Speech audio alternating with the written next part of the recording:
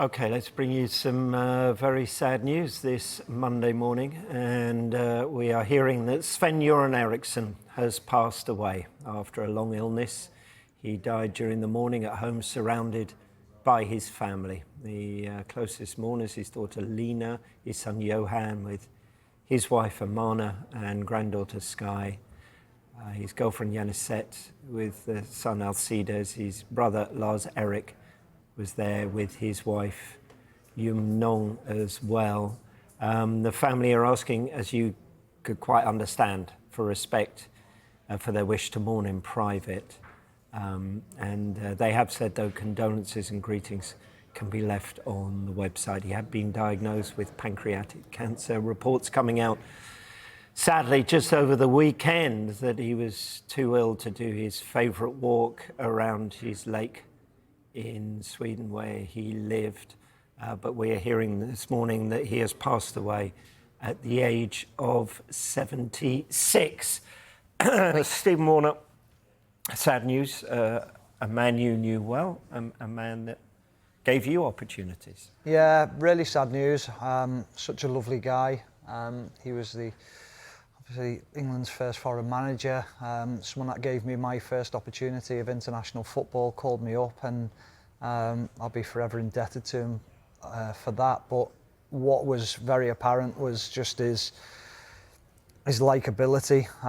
When you stepped in a room, he made you feel very comfortable, very calm in the way he was, way he approached the football side of things. And when he was on the training ground, he was very relaxed, but he also had an authority about him and an aura about him on the training field where you respected him.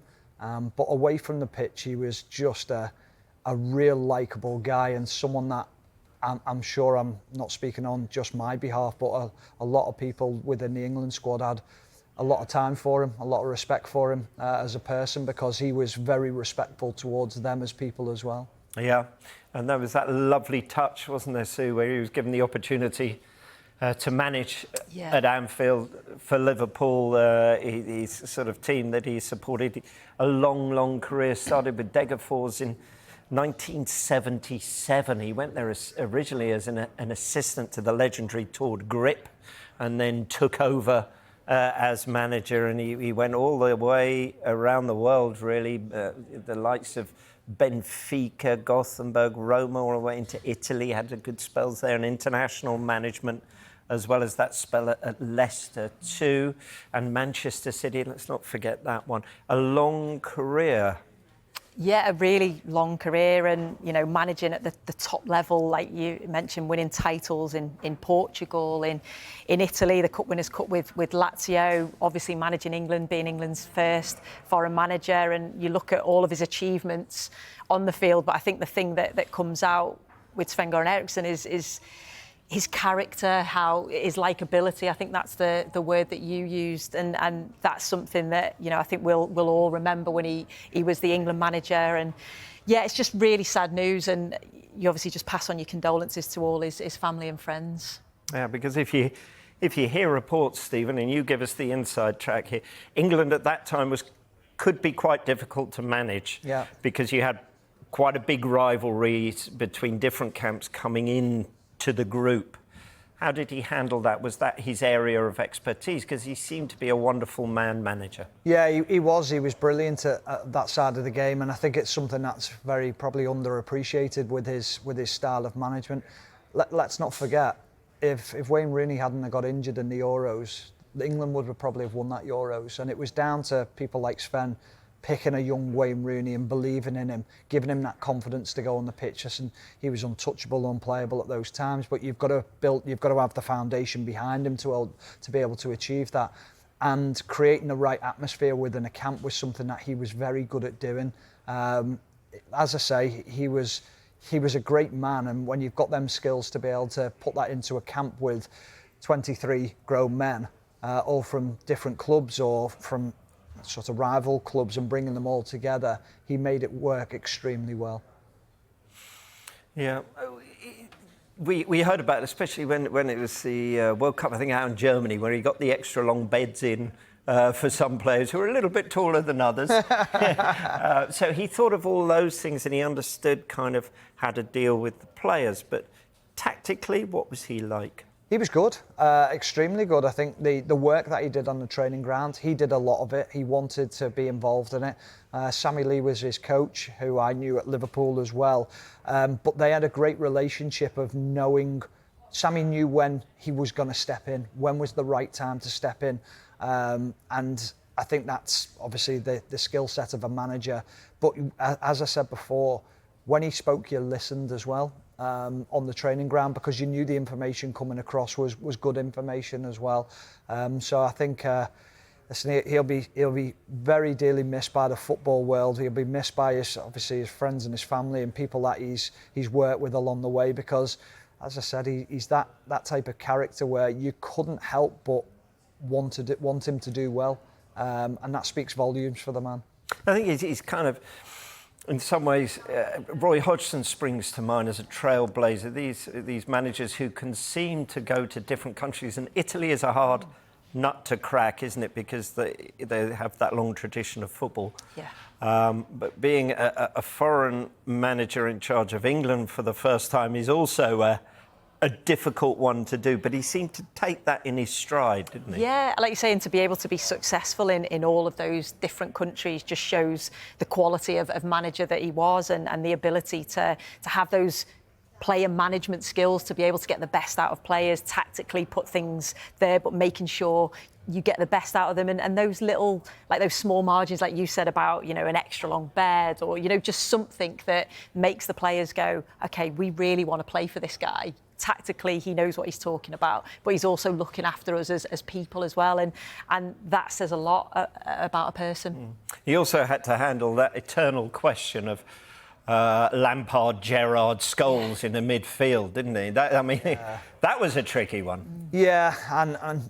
one of those situations where now, if formations were a little bit different, it might have been a different sort of conundrum for him to change, or to get the best out of those players. But he did what he felt was right for the team and the way that he played them.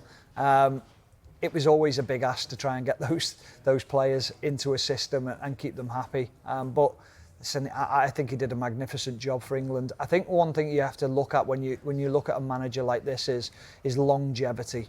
You don't stay in the game for that long without being a people person and understanding how to manage players. And that is one of the biggest skill sets that he possessed as a manager as well.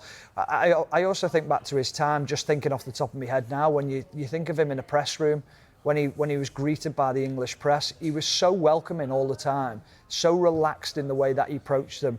Any question that was fired at him, whether it was his personal life, whether it was football side of things, he dealt with things in the right manner. You never really saw him, off the top of my head, where I think back and think he lost control of a situation.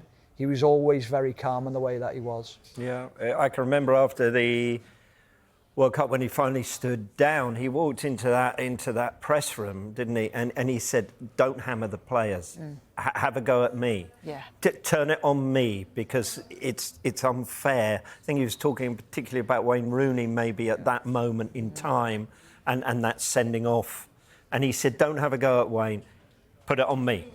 And that takes a lot, couldn't it? Because lesser people would have gone around, it's all his fault, you know, I'm out of here, you know. But that showed the courage and the decency of the man. Yeah, and the type of man that he was to do that, like you say, because it's quite easy to say, oh, well, I'll step back, you know, I'm walking away from this, let's blame other people. But no, he didn't. He took full responsibility for that and was still, even in that situation, looking after his players. So, yeah, there's so many, you know, when you think of different things that he's achieved, both on and off the field, he's done so much in his life. But, yeah, of course, he's going to be sadly missed by the football world and, of course, by his family and friends. Yeah, and the fact that he didn't perhaps stay in, he could have stayed in a comfort zone, didn't he? But he took the risk, went out to China at one point, went to the Philippines.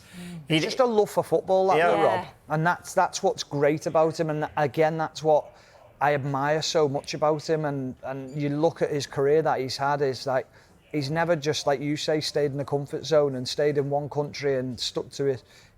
stuck to what he knows. He's gone and tested himself, and that's made him arguably a better manager along the way, and he's learned from different cultures and the way people are so different within different countries, and I think it's a credit to him of what he achieved in his career. And I guess, sadly, what sums him up, the dignity he has shown since he revealed in January that he had terminal cancer.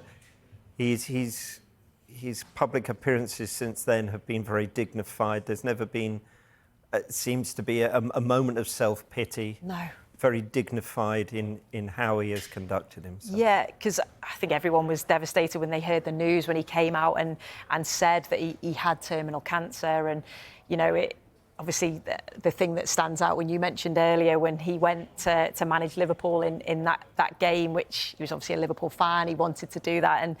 And you know, he did that, and he continued to show that dignity right until the end. So there was reports coming out, wasn't it, at the weekend that he was too ill to actually go and do the things that he loves to do, whether that was going for walks. And so, yeah, it's terribly, terribly sad, but dignity all the way through. And there didn't seem to be any self-pity. It was just about, this is what's happened to me, and this is how I'm going to sort of deal with it. Mm. Very sad news.